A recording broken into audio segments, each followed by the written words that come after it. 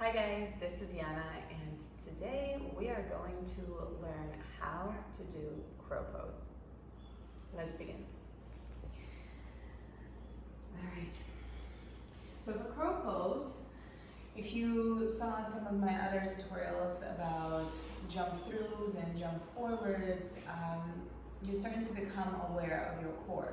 If you haven't, it's okay, we'll go over it briefly. So a lot of this is going to be here in your core. You want to keep your hips high, and you want to really build a relationship with your hands and the floor in the way that you are pushing the floor away from you, right? So you're not just kind of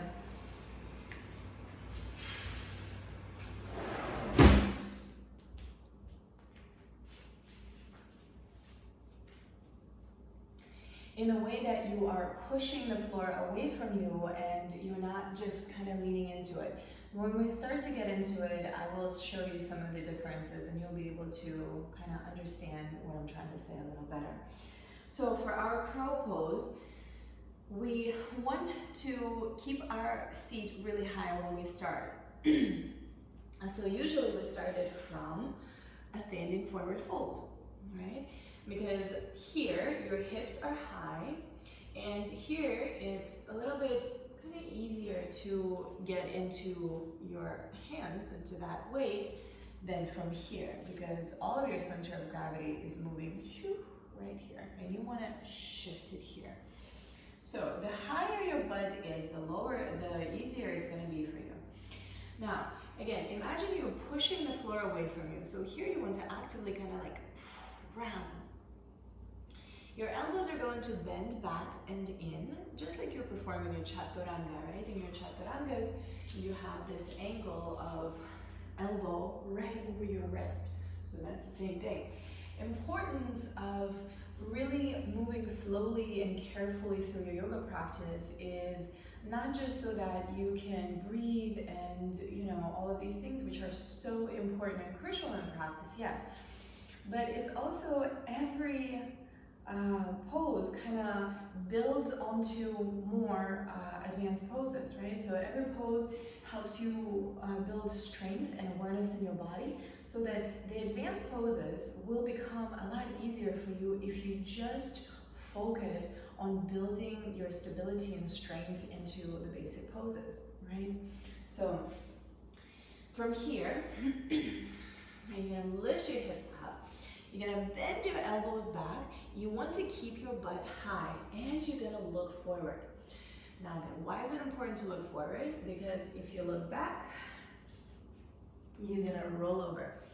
If you look forward, you're seeing where you're going, so your body's not gonna let you roll over.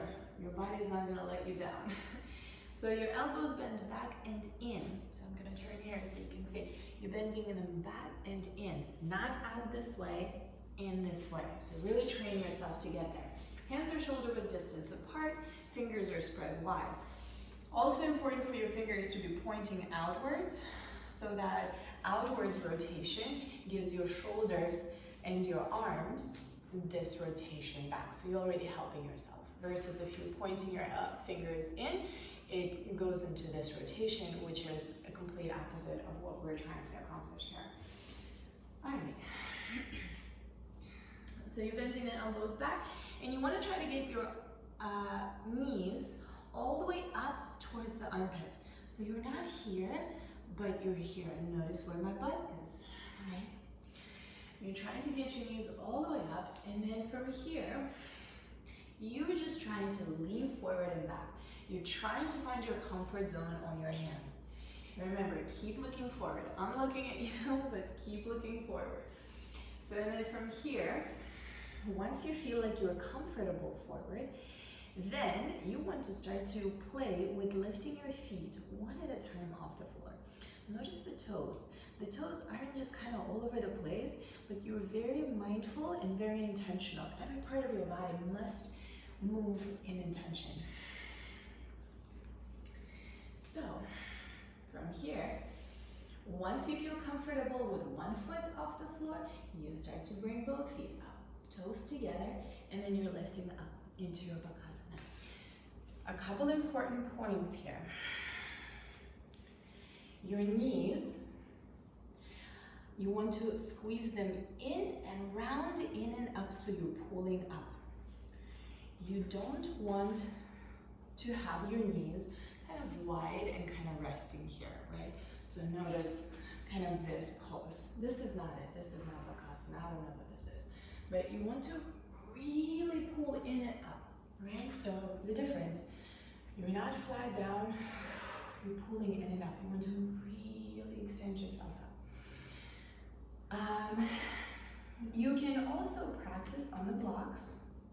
They can help you to find a little bit more comfort and to just kind of give you that sensation of being lifted, right? There are many different ways to use props. There are many different ways to use blocks.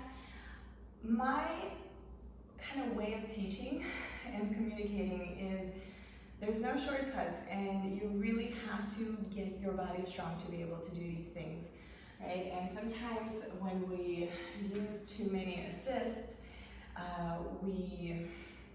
we kind of handicap ourselves in a way that we're not getting stronger, right? So it's nice to use them to get your body to feel it, but do not become dependent on your blocks, do not become dependent on your wall, okay?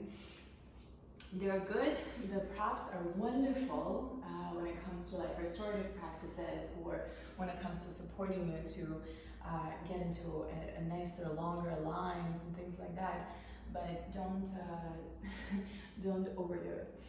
So, a way to use a block, which is my favorite way, if I was to learn, is to come up onto it with your feet.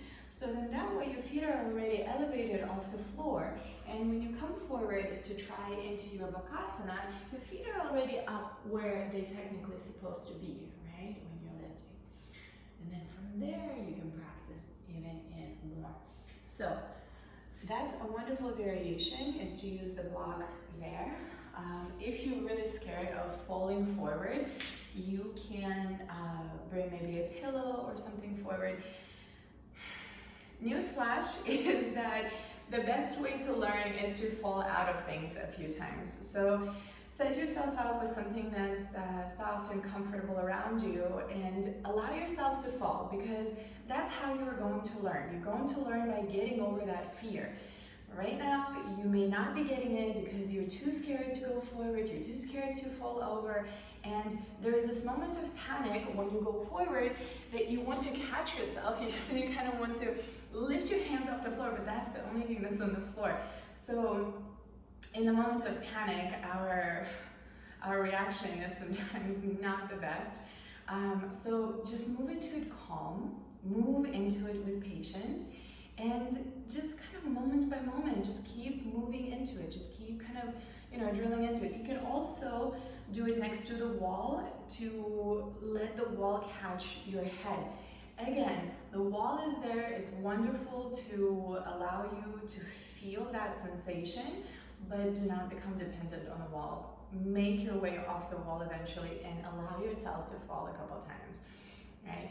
So if you have any questions, if you are stuck, please message me, please reach out, and we'll get you to your crow pose. And I would love to see your progress. I would love to see your process. So tag me, share with your friends, and I'll see you next time. Namaste.